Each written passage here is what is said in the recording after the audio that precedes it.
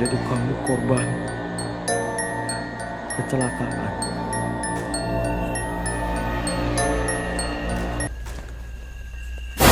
আল্লাহু আকবার, লা ইলাহা ইল্লাল্লাহ। বন্ধুরা, ঘুমের মধ্যে যদি হঠাৎ চোখ খুলে দেখেন আপনার পায়ের কাছে কেউ বসে আছে কিন্তু তার মুখ নেই, তাহলে কি করবেন? আরও ভয়ঙ্কর কি জানেন? সে শুধু আপনাকে দেখছে না, সে অপেক্ষা করছে আপনি ওকে লক্ষ্য করার জন্য।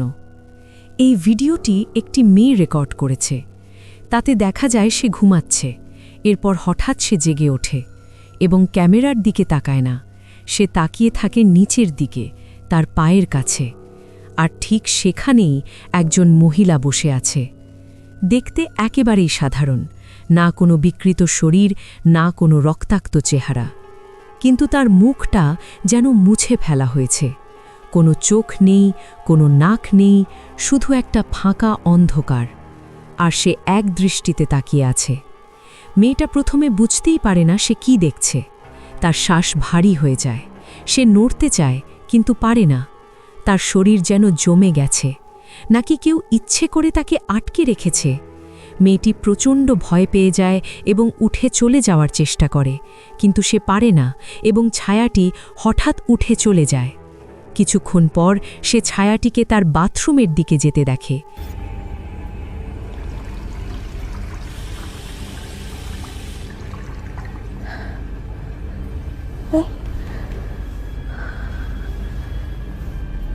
Sayang? Sayang, cepatnya you dah balik.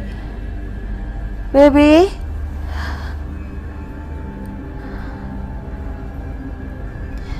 Baby?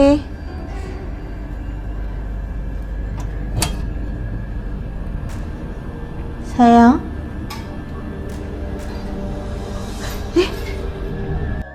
পরের রাতে মেয়েটি ঘুমাতে যায়, কিন্তু একটি ছায়া জানালা থেকে তাকে দেখছিল। যখন সে উঠে ছায়াটির দিকে হেঁটে যায়, ছায়াটি অদৃশ্য হয়ে যায়। এর আগে এটি তার কাছে দৃশ্যমান ছিল, কিন্তু সে খুব ভয় পেয়ে যায় এবং ঘর থেকে বের হওয়ার চেষ্টা করে।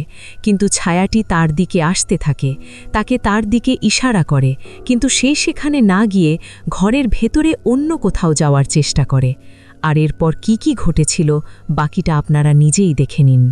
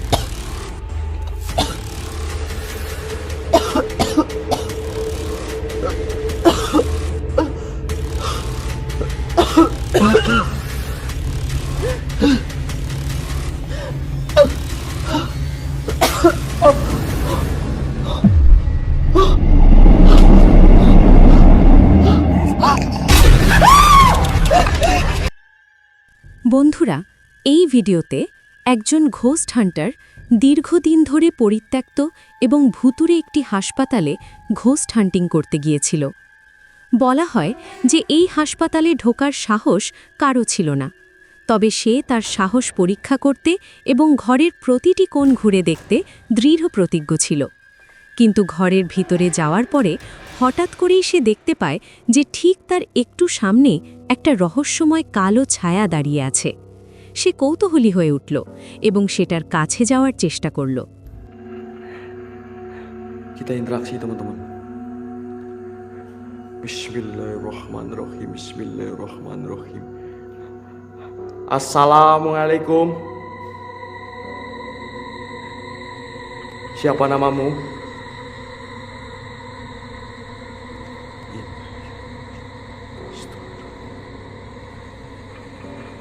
Allahu Akbar. Oh, jadi kamu korban kecelakaan. Bahkan kamu saat dibawa ke rumah sakit ini sudah tidak bernafas lagi.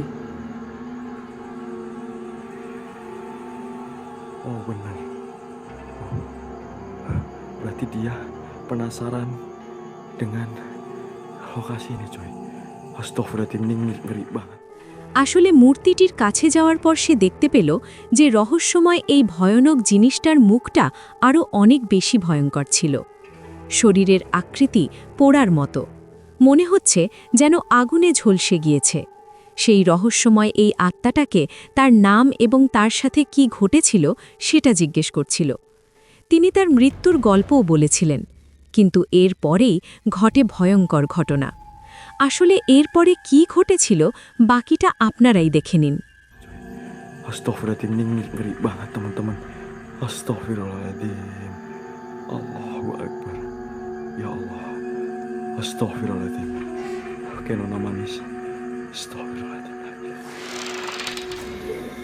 Allah. Ya Allah.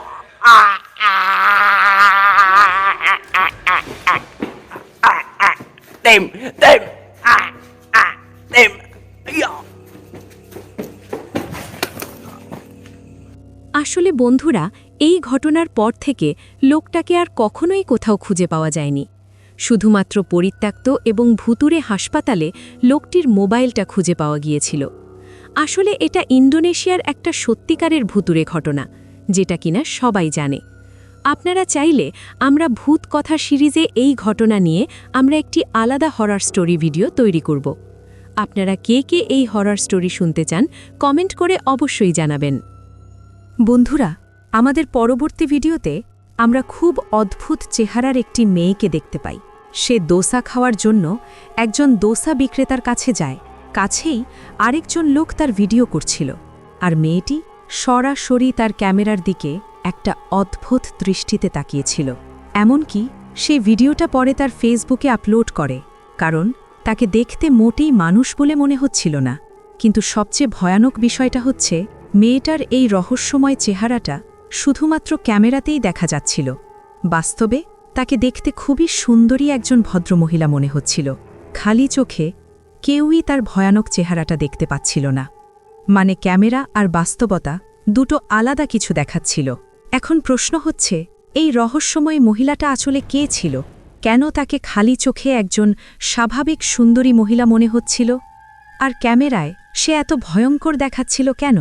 ভিডিওটা দেখার পর তাকে মোটেই মানুষ বলে মনে হয় না, বরং মনে হয় সে কোনো জিন, ভূত অথবা কোনো প্রেতাত্মা, যে কিনা মানুষের ছদ্মবেশে আমাদের মাঝেই বসবাস করছে।